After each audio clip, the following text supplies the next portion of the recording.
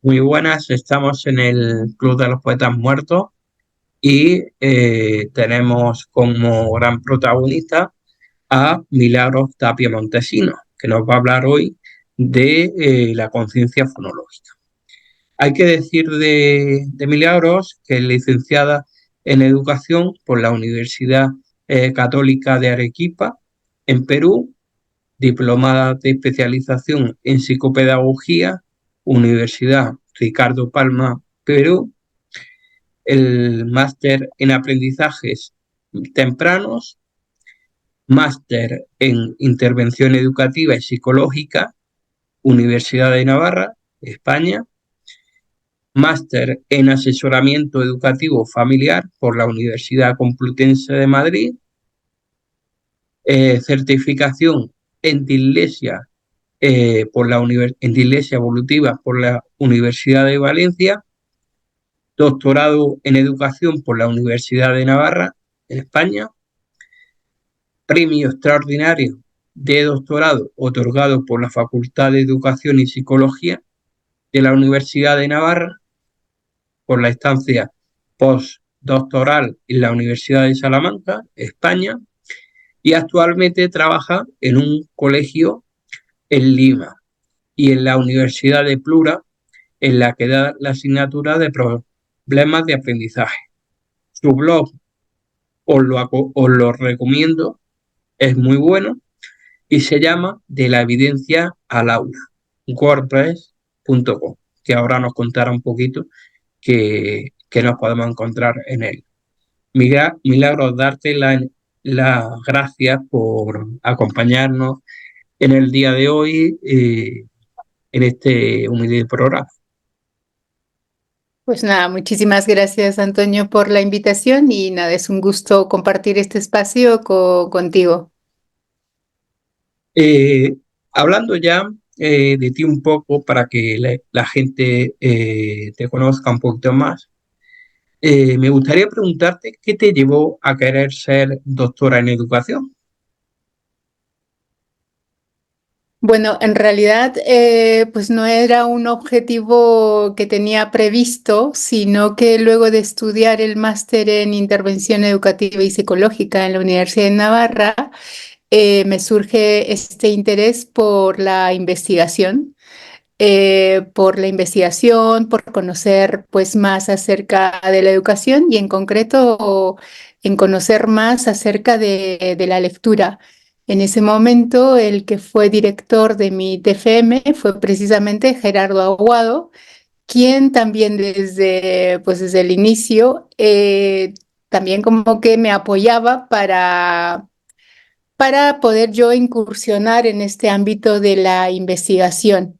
Y es así que pues inicio esa gran aventura del doctorado y sin duda creo que fue, ¿no? Que ha sido pues una decisión bastante importante y decisiva en mi vida porque de alguna manera creo que el doctorado, especialmente el doctorado bueno, en la Universidad de Navarra, es pues bastante exigente, además teniendo como directores tanto a Gerardo como a Juan Cruz Ripoll y sin duda pues te desarrolla muchas competencias, ¿no?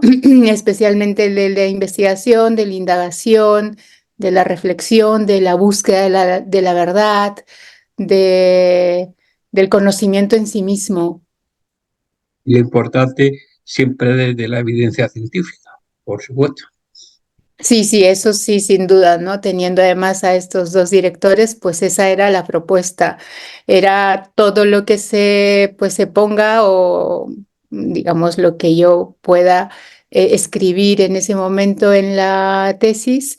Obviamente tenía que ser desde el punto de vista de la evidencia y sí, por supuesto que en el camino también descubrí muchas cosas que pues sin duda yo también lo venía como poniendo en práctica y que no tenía mayor evidencia y que ibas descubriendo prácticas que por otro lado pues a lo mejor no eran muy conocidas en el ámbito ya desde la práctica educativa, pero que tenían mucho respaldo científico y por el otro lado metodologías, distintos, ¿no? Estrategias que pues uno las aplicaba y que uno veía que también tus colegas las aplicaban y que te das cuenta que no tenía ningún respaldo científico y que prácticamente pues uno estaba como perdiendo el tiempo.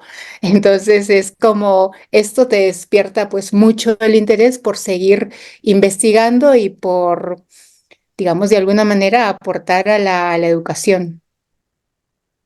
Sí, pero bueno, aunque haya conocimientos que fueran erróneos, pero siempre se puede sacar una parte positiva de ahí, ¿ya ves? Sí, sí, bueno, de alguna manera te lleva también a como a comparar, ¿no? Está Claro. la teoría, la práctica y realmente verificas, ¿no? Es verdad que si no has estado en la práctica es un poco difícil. Entonces sí que también es bastante, fue bastante enriquecedor que yo hice el doctorado después de haber también tenido algunos años ya en aula, en la práctica. Entonces sí, eso te enriquece pues mucho más.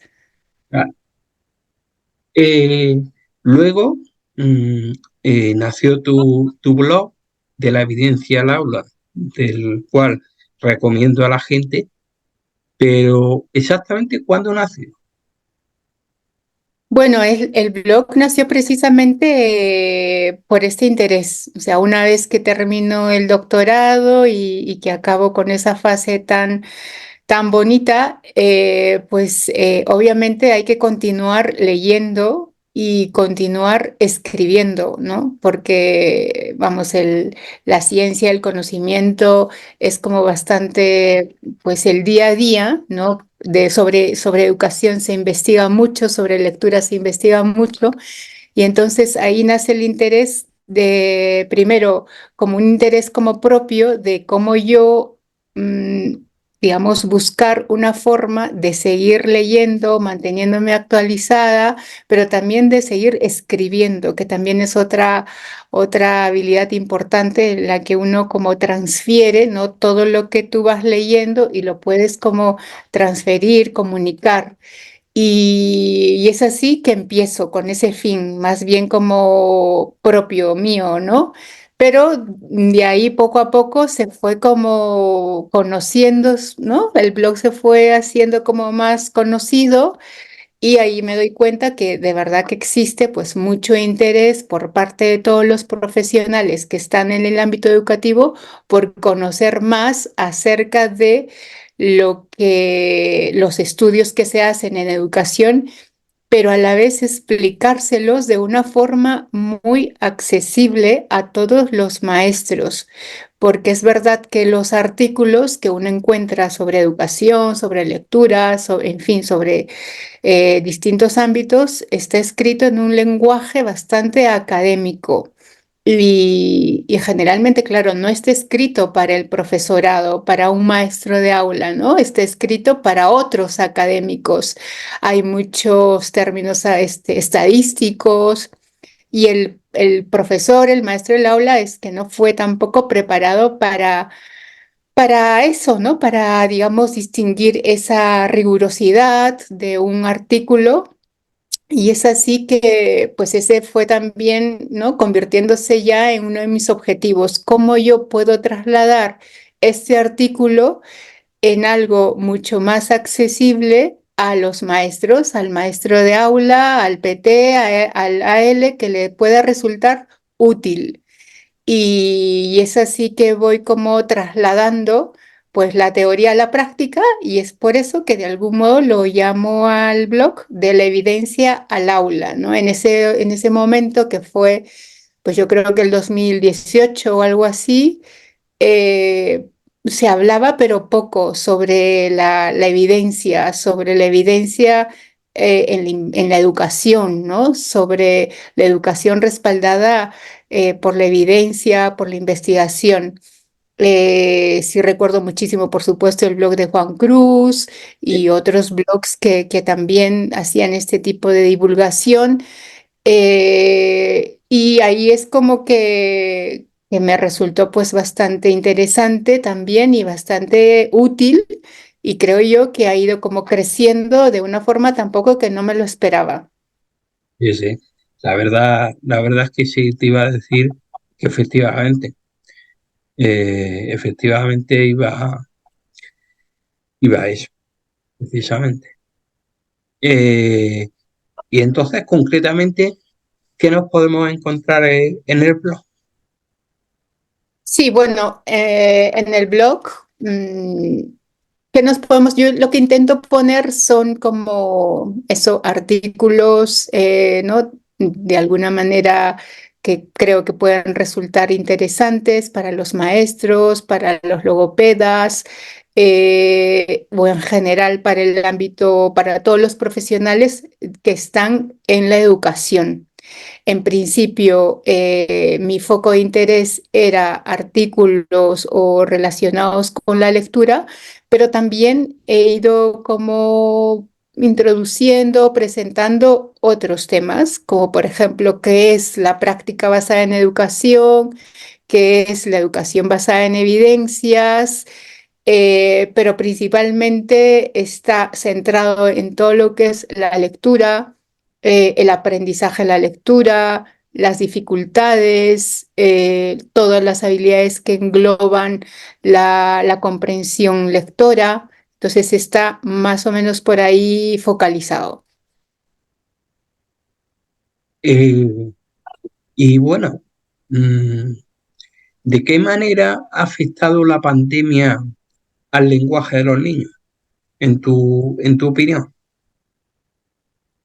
Sí, bueno, yo creo que la pandemia ha afectado en mayor o menor medida a los niños, dependiendo muchas veces del lugar, ¿no? Del país, de la edad de los niños y de las condiciones socioeconómicas, culturales de la familia de ese niño. Entonces, yo creo que tampoco a todos los niños les afectó de la misma manera, pero bueno, de que les afectó, sí, en distintos ámbitos, ¿no? En el ámbito pues, lingüístico, en el ámbito social, en el ámbito emocional, incluso en el ámbito motriz.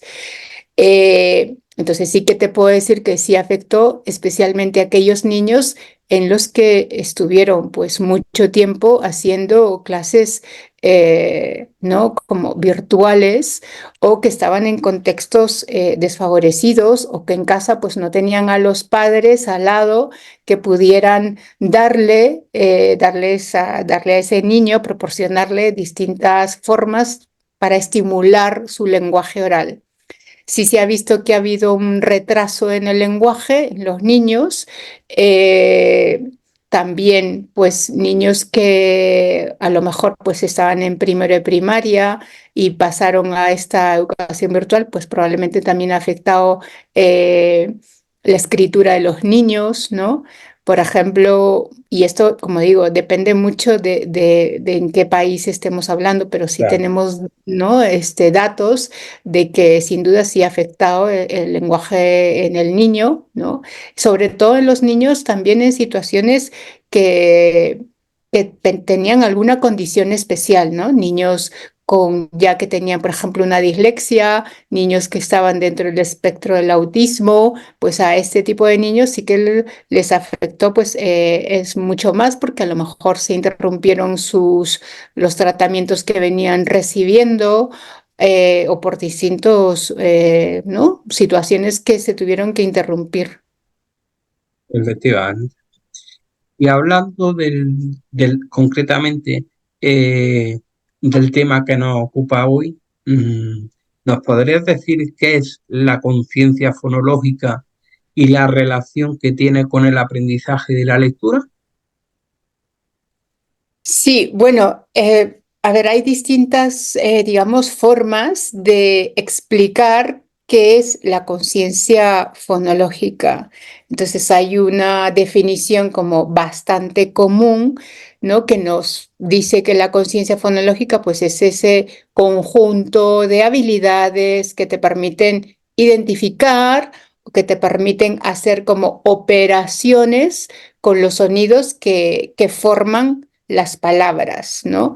Entonces, Yo creo que también la conciencia fonológica le permite entender al niño que, ¿no? que se va a aproximar al aprendizaje del lenguaje escrito, es decir, a la lectura y a la escritura, le va a permitir entender el principio alfabético, es decir, le va a permitir darse cuenta que hay una letra, que a cada una de estas letras están representadas por unos sonidos. Y eso lo que también le va a favorecer es que pueda como decodificar, que pueda decodificar distintos tipos de palabras, sean palabras familiares o sean palabras o sean pseudopalabras.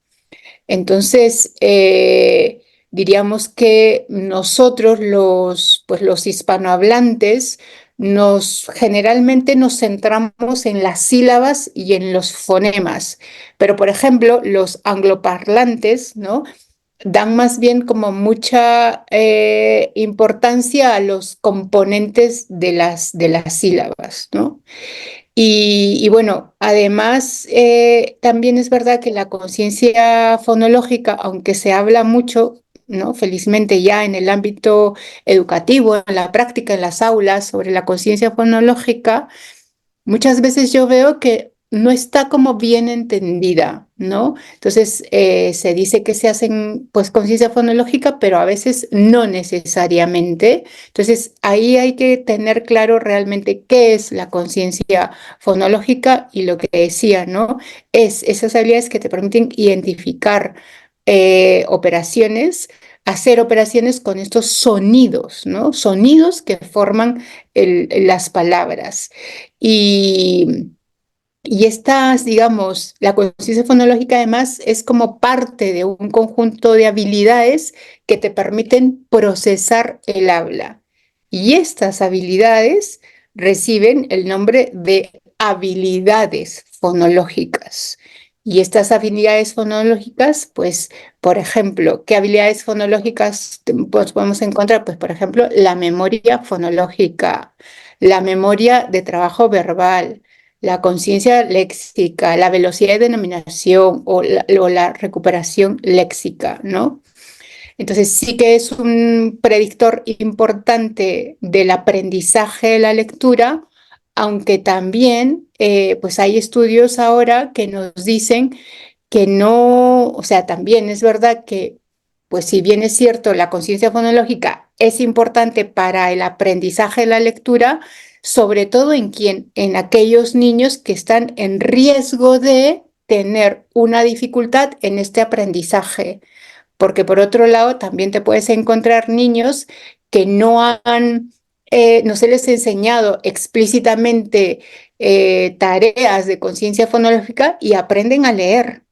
Entonces, no es que si es que no ha tenido conciencia fonológica, pues no va a aprender a leer, pues eso va a depender también de cada niño, ¿no? Y ahora hay estudios que te dicen eso y que están como en bastante, pues hay mucho debate al respecto, pero sí que es, diríamos, es muy importante y es una habilidad muy necesaria para los niños que están en riesgo de aprender a leer. Y por supuesto que en riesgo de tener un aprendizaje en la lectura. Pero por supuesto eso quiere decir que no es necesaria, no, que sí es necesaria para todos, ¿no? Al final se van a beneficiar todos, pero aún más para aquellos niños en riesgo. Entonces, ha estado hablando de la comparativa y, y no, qué reflexión nos tendrías que hacer, Milagro. Sí, bueno, yo creo que ahí también es importante y me voy a detener un poquito en el tema de las habilidades fonológicas. Entonces, cuando hablamos de habilidades fonológicas, también, como decía, nos referimos a la memoria fonológica. ¿Y qué es esa memoria fonológica? Pues es esa capacidad de yo poder recordar a corto plazo los sonidos del habla, ¿no? Incluso recordar palabras que no tienen pues ningún sentido, es decir, pseudopalabras. Por ejemplo, ¿no? Una persona con una buena memoria fonológica puede escuchar y puede repetir palabras largas, inventadas, complejas, como por ejemplo, no sé, aristrimendo. Entonces, y yo le pido que repita, pues se repite, si repite adecuadamente, me diría que tiene como esta habilidad, ¿no? De memoria fonológica. Y luego también tenemos la memoria de trabajo verbal. Entonces, la memoria de trabajo verbal está como muy relacionado con la memoria fonológica. Es, diríamos, como un almacén que forma parte precisamente de esta memoria de trabajo, donde pues más bien se conserva esta información, pero yo voy como realizando operaciones con esta información, ¿no? Por ejemplo, no sé, Antonio, si yo te pido que recuerdes, por ejemplo, las palabras ambulancia, balón, estrella, lápiz y montaña. Entonces, seguramente me las vas a poder repetir. Pero si yo te pido, por ejemplo, que identifiques cuál de ellas es una palabra aguda, pues probablemente tu atención se va a desviar un poquito. Entonces, ahí es donde, claro, prestamos atención a este tipo de información, ¿no? Las almaceno, pero tengo que manipular esta información mientras estoy realizando estas operaciones, ¿no? Y esto es como esta memoria de trabajo verbal. Y luego, por ejemplo, también tenemos la velocidad de denominación o la velocidad de nombrado, ¿no? Que está esta habilidad donde lo que implica es nombrar rápidamente distintos estímulos, pero que resulten como muy conocidos. Y por lo general, pues al niño se le pide que nombre eso, estímulos familiares que tienen que estar como colocados en series, que pueden ser colores, letras frecuentes, números, figuras como muy familiares, ¿no? Y lo que hacemos es como calcular, ¿no? Calcular el número que transcurre desde que presentamos estos elementos, ¿no? Y cuánto tarda, digamos, la persona en nombrar o el niño en nombrar todos estos elementos, ¿no? Y luego otra parte de las habilidades fonológicas, por ejemplo, está la recuperación léxica, que trata eso de esta habilidad de recuperar información verbal de nuestra memoria, ¿no? Que pueden ser nombres, pueden ser personas, lugares, o puede ser incluso, pues, días de la semana, ¿no? Entonces, todas estas habilidades fonológicas que he mencionado, ¿no? Que es memoria fonológica, memoria de trabajo verbal, velocidad de denominación, recuperación léxica, estas están como muy relacionadas con el aprendizaje de la lectura, pero están principalmente, ¿cuáles son las que están más relacionadas? Pues la velocidad de denominación y precisamente la conciencia fonológica, ¿no? Estas dos. Y de la velocidad de denominación parece ser que el nombrar rápidamente letras y dígitos es la que está más relacionada con la lectura que la de nombrar objetos y colores, ¿no? Entonces sí es importante, digamos, distinguir, ¿no? Esto de conciencia fonológica de habilidades fonológicas. Eh, ¿Cuántos tipos de conciencia fonológica existen? Bueno, digamos que al hablar de conciencia fonológica podríamos hablar como de niveles, ¿no? De niveles de conciencia fonológica y podríamos distinguir principalmente en español, hablamos de la conciencia léxica, de la conciencia silábica y de la conciencia fonémica. Entonces, esta conciencia léxica pues es esta manipulación mental, pero de las palabras, ¿no? Manipulación mental de las palabras. Es decir, por ejemplo, si yo le digo al niño, ¿cuántas palabras hay en la frase, mi madre está feliz? ¿No? Entonces lo que tiene que hacer es eso, precisamente tener conciencia de la unidad y qué es la unidad es la palabra, ¿no? Porque claro, cuando hablamos de niveles de conciencia fonológica, estamos también hablando pues en relación a los tipos de unidad lingüística. ¿Y cuáles son estos tipos de unidad lingüística? Son palabra, sílaba y fonema. Cuando hablamos de palabra, hablamos del nivel de conciencia léxica. Y eso que te decía, Antonio, ¿cuántas palabras hay en la frase mi mamá está feliz? Mi madre está feliz. Mi madre está feliz. El otro nivel de conciencia fonológica responde al tipo de unidad lingüística de la sílaba. Es decir, estoy hablando de la conciencia silábica, ¿no? Por ejemplo, ¿cuántas sílabas o trocitos hay en la palabra madera? ¿No? Y luego, finalmente, eh, cuando hablamos de la unidad más pequeña, la unidad lingüística más pequeña del habla es el fonema. Y ahí nos estamos refiriendo ya al nivel de conciencia fonológica de la conciencia fonémica, ¿no? Es manipular los fonemas. Y cuando hablo de manipular es que me estoy refiriendo a realizar distintas operaciones con estas unidades lingüísticas. Entonces, la conciencia fonémica, por ejemplo, no sé, cuántos sonidos o trocitos ¿no? se oyen en la palabra rosa, ¿no? R, o, s, a.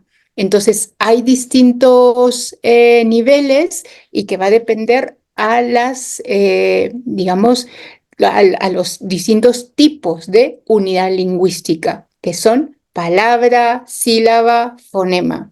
Y cada uno de estos niveles de conciencia fonológica, pues también para, si yo quiero trabajar en el aula estos niveles de conciencia fonológica, pues tendré que tener en cuenta también la edad del niño. Entonces, pues lo que se recomienda es conciencia léxica entre 3 y 4 años, la silábica entre 4 y 5 años y la conciencia fonémica entre 5 y 6 años. Y eso es un poco estos niveles, ¿no? De conciencia fonológica. ¿Cuándo se tiene conciencia fonológica? Diríamos, ¿cuándo se tiene conciencia fonológica? Pues eso, cuando se sabe, cuando es capaz el niño de manipular, de realizar distintas tareas, operaciones con estas unidades lingüísticas, con la palabra, con la sílaba, con el fonema. Entonces, ¿y qué tipo de tareas? Pues, por ejemplo, identificar, ¿no? Identificar una sílaba en una palabra, identificar un fonema, solamente identificar, no. Hay varios tipos de tarea y que también, digamos, el grado cómo se desarrollan o el grado cómo se trabajan, pues es distinto. Por ejemplo, una cosa es identificar un sonido en una palabra, un fonema, por ejemplo, ¿con qué sonido empieza, no sé, sapo? ¿No? Eso es identificar, ¿no? Pero otra cosa es si yo le digo al niño que sustituya un fonema por otro, ¿no? A ver, vamos a, no sé, a sapo, ¿con qué sonido termina? Con O. A ver, vamos a sustituir o vamos a cambiar la O por la A. ¿Qué queda? Entonces, zapa, por ejemplo. Entonces, esa tarea es más compleja. Entonces, hay distintas tareas que van desde las más sencillas hasta las más complejas. Y esto es, por ejemplo, identificar, que es la más sencilla, segmentar, unir fonemas.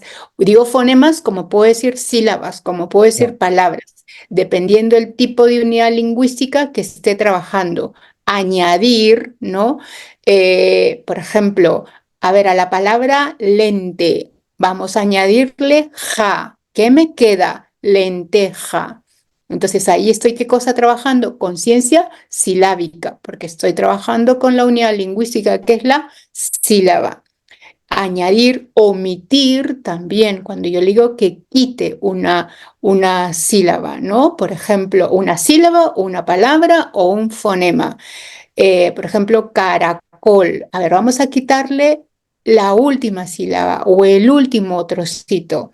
¿Qué queda? Cara, Entonces, y quitamos la última, es cara, ¿no? O sustituir una sílaba, un fonema o una palabra por otra. Este ejemplo que ponía, por ejemplo, ¿no? Mi madre está feliz. Pues en lugar de madre, vamos a reemplazar esa palabra por padre. ¿Qué es lo que queda? Mi padre está feliz.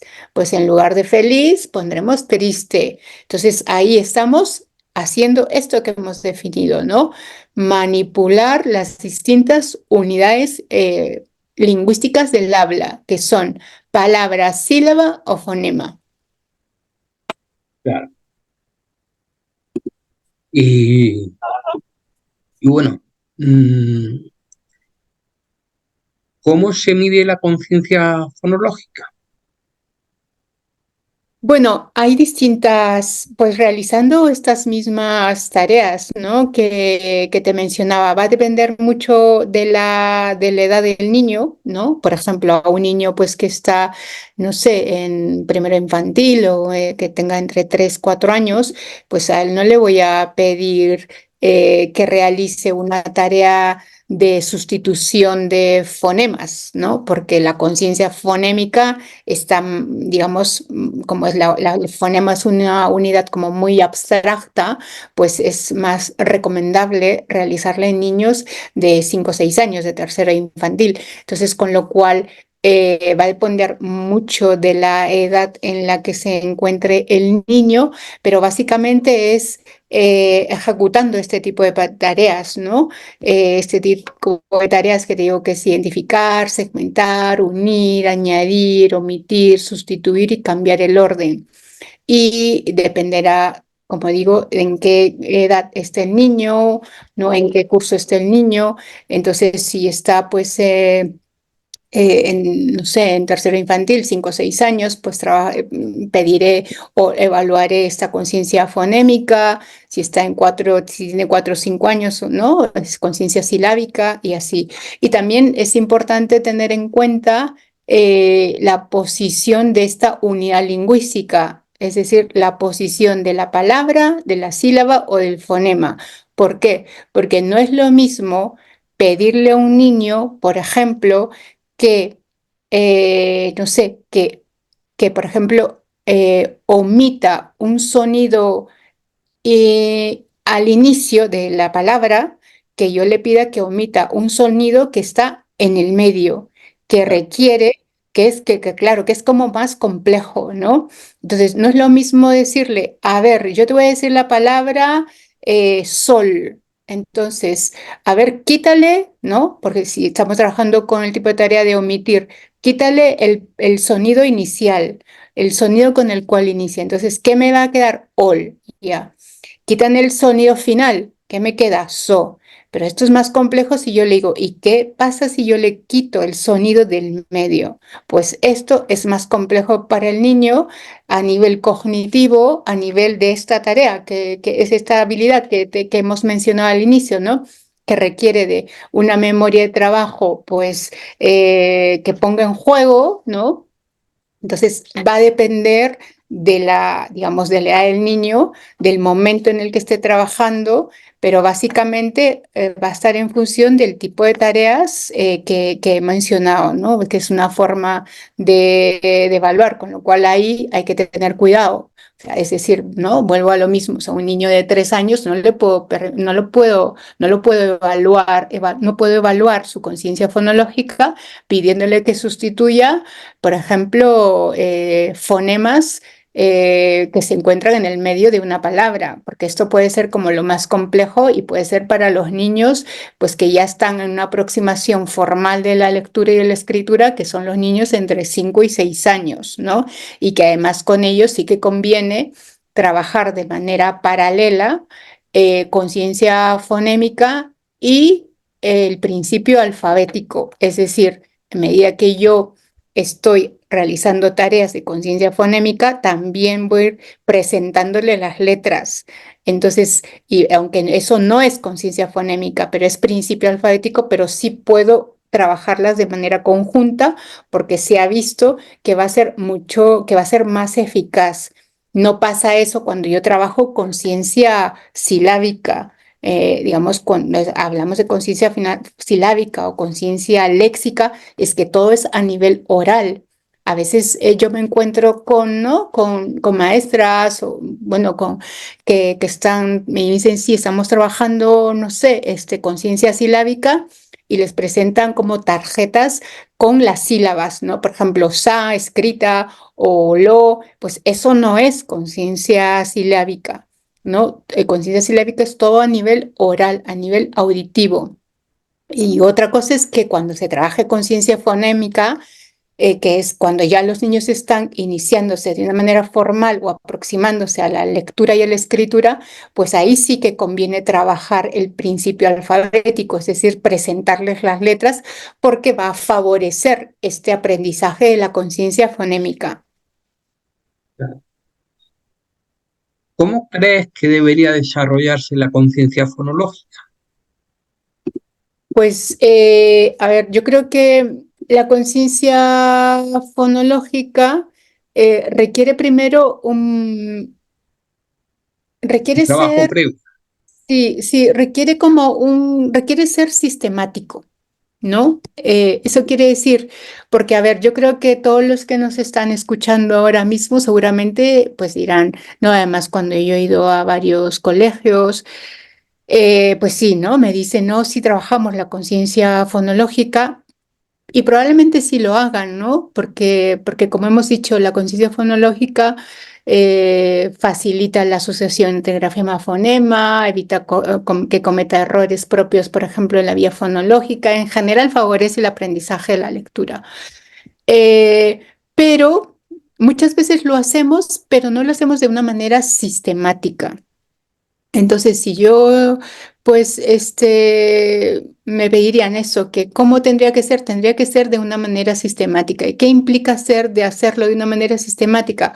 Pues bien planificada, con un tiempo dedicado para esa sesión de conciencia fonológica y de una manera que esté planificado de manera gradual, ¿no?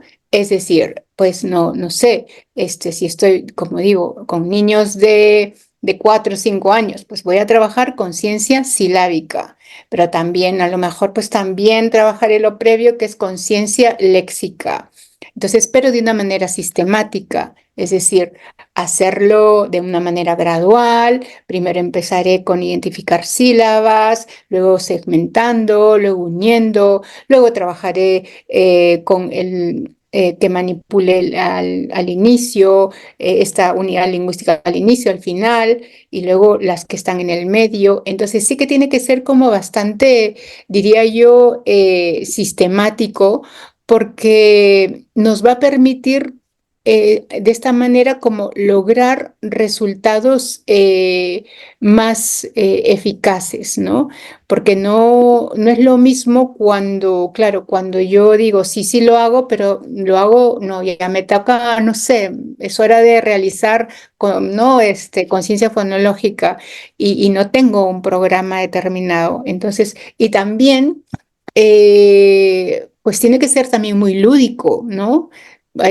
Pues hoy día contamos con muchos recursos, entonces tiene que ser muy lúdico, muy atractivo para el niño, con material concreto, entonces, y que pueda ser realmente atractivo para el niño, no tiene por qué ser como algo como muy tedioso. Entonces, en ese sentido, yo diría sistemático, explícito, ¿no? Aquí tampoco no entra en juego esto de el aprendizaje por descubrimiento o el constructivismo, no, aquí tiene que ser como muy explícito, muy sistemático y bastante como muy lúdico también, ¿no? En ese sentido, pues, y yo diría eso y también creo que hay otra parte que también se suele mencionar, ¿no? Que para una enseñanza efectiva de la conciencia fonológica, es importante el modelado, ¿no? El modelado quiere decir, pues está la maestra, el maestro, quien de alguna manera muestra efectivamente cómo, o sea, qué es lo que se espera del niño, ¿no? Cuando yo le digo, pues a ver, cuántos sonidos encuentras en la palabra mesa, ¿no? Entonces el maestro pues tendrá que ser el modelado. Y luego la práctica guiada, ¿no? Vamos a hacerlo juntos. Y luego ya que lo haga el niño pues solo o el trabajo como de uno en uno, háganlo ustedes dos o háganlos en equipo, las tareas que yo le diga y luego ellos mismos que hagan estas tareas que uno va desarrollando pues eso poco a poco. Iba a preguntar, ¿qué estrategias y materiales se pueden utilizar para mejorar la conciencia fonológica? Sí, bueno, los materiales, ahí va a depender mucho de la creatividad, ¿no? Del profesional que esté aplicando el programa de conciencia fonológica. Pero, a ver, ¿qué implica? Lo principalmente hay que tener, pues, apoyos visuales, ¿no? Es decir, imágenes, ¿no? De las distintos, no sé, de los distintos, de distintas palabras. eh, podemos trabajar también con material concreto para representar cada una de las, incluso, pues, no sé, con botones, por ejemplo, digo una palabra. mm, Caracol, ¿no? Entonces, caracol y cada sílaba lo represento por un botón, por ejemplo, ¿no? O por una piedra pequeñita, en fin. Entonces, ahí puede ser como material concreto, pueden ser como trabajo manipulativo, pueden ser tarjetas, pero principalmente el trabajo tiene que ser también a nivel oral, porque como vuelvo a decir, el trabajo de conciencia fonológica es básicamente la manipulación y de estas unidades lingüísticas, ¿no? Y esto es, pues eso muy importante, ¿no? Y también añado a lo que tú me preguntabas anteriormente, ¿no? Esto de la evaluación fonológica, pues principalmente tengo que prestar atención a la conciencia fonémica, es decir, a la unidad a los fonemas. Eh, ¿Por qué? Porque sabemos, hay datos que nos dicen que al evaluar la conciencia fonémica en los niños, nos va a permitir identificar aquellos niños que están en riesgo de presentar dificultades lectoras, ¿no? Principalmente, como digo, centrémonos en la conciencia fonémica, ¿no? Eso nos va a dar como mucha información de qué niño podría estar en riesgo, aunque siempre estos digamos, este proceso de detectar niños en riesgo, siempre vamos a tener falsos positivos y falsos negativos, pero de alguna manera también nos va a dar información importante y también nos va a permitir en esta evaluación de la conciencia fonémica, como digo, principalmente, es monitorear su progreso, ¿no? Porque hay que evaluar como constantemente, porque podemos ahí ver si el niño está respondiendo o no está respondiendo al trabajo que uno viene realizando, porque yo puedo evaluar la conciencia fonémica, por ejemplo, al inicio del curso escolar y puedo detectar algunos niños que no tengan ¿no? esta habilidad y entonces empiezo a trabajar y todo, pero conviene volverlos a evaluar, ¿no? Para ver cómo es que va siendo su progreso, responde o no responde a este trabajo, esta intervención que uno viene desarrollando con estos niños. Milagro, ¿tú sabrías decirme por qué eh, existen muchos casos en los que los niños tienen problemas en la conciencia fonológica y luego cuando viene la lectura, pues no la pillan bien?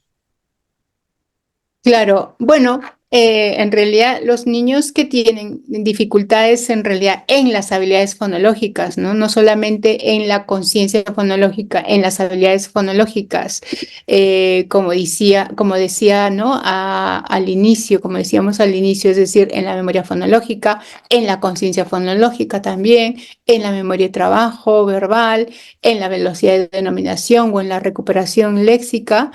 En todas estas habilidades fonológicas, pues se puede presumir los niños que tienen dificultades en alguna de estas habilidades fonológicas o en una o en varias, ahí va a depender, pues probablemente sean niños que están en riesgo de presentar alguna dificultad específica en el aprendizaje de la lectura, ¿no? Y por eso es importante como evaluar previamente, ¿no? En la etapa infantil, antes de que se aproxime, evaluar y también promover y estimular todas estas habilidades.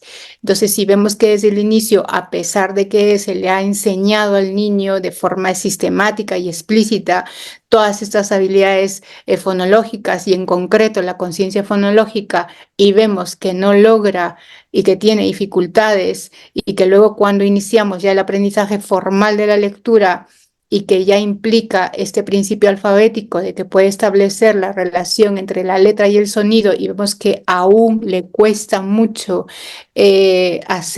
lograr digamos, esta relación y empieza a presentar problemas de precisión y entonces ya hay problemas de fluidez y se va generando estas dificultades, pues probablemente, como digo, ahí habría un problema de dificultad específica en el aprendizaje de la lectura o lo que llamamos dislexia.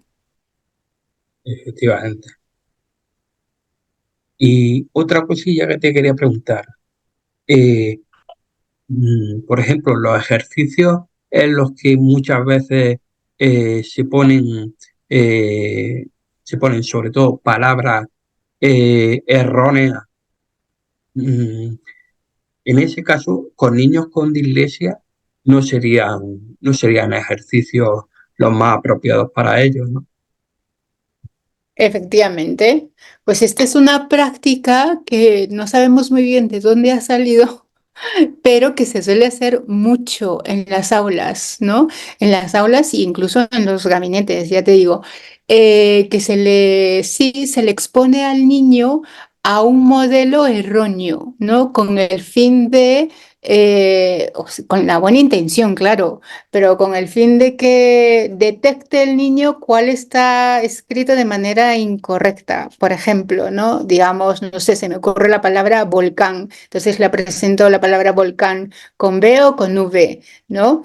Y bueno, o guerra con G, en fin, presentarle las palabras de manera inadecuada. Entonces lo que estamos haciendo ahí es más bien darle un estímulo al niño, un estímulo visual de una manera incorrecta. Y lo que tenemos que hacer al contrario es más bien presentarle estímulos que estén escritos de manera correcta, porque si no, el niño lo que va a hacer es codificar un estímulo incorrecto y pues lo va a codificar probablemente, pues es eso, ¿no? O sea, lo codifica, lo almacena, ¿no?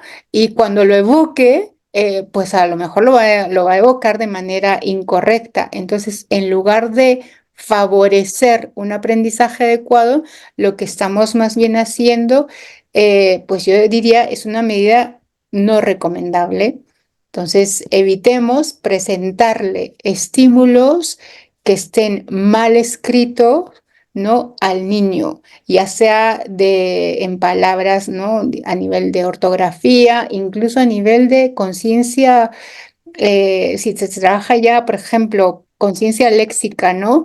Generalmente los niños cuando están aprendiendo a leer y a escribir, a la hora de escribir, en primero de primaria, algunos suelen juntar las palabras, ¿verdad? Entonces, por ejemplo, no sé, mi coche es rojo, entonces juntan mi coche, ¿no? Y juntan, entonces he visto que incluso pues al niño se le presenta mi coche es rojo, todo junto, ¿no? Y claro, y es como que el niño tiene que leer y separar, pero a ver, lo que estamos haciendo ahí es presentarle más bien un estímulo inadecuado, con lo cual ahí yo diría que tendríamos que animaría a todos los que estamos en este campo a evitar este tipo de prácticas. Pues quiero darte las gracias, Milagros, por haber pasado un ratito con nosotros en el Club de los Poetas Muertos y ha sido un verdadero privilegio contar contigo y que nos haya ilustrado hablando de conciencia fonológica y de los errores que muchas veces se cometen y que no deberían cometerse los profesionales que muchas veces nos dedicamos a esto. Y yo creo que muchas veces eh, por no tener el conocimiento suficiente o por falta de información, pues no nos damos cuenta. Sí, bueno, nada, yo también encantada de compartir un espacio contigo y espero que, nada, que muchos éxitos en esta gran labor que estás haciendo de poder difundir, ¿no? Y divulgar la investigación, además, y llegar a más profesionales del campo educativo. Pues muchísimas gracias por todo y ha sido un verdadero placer y nada, y estamos en contacto. Muy bien, muchas gracias, Antonio. Adiós.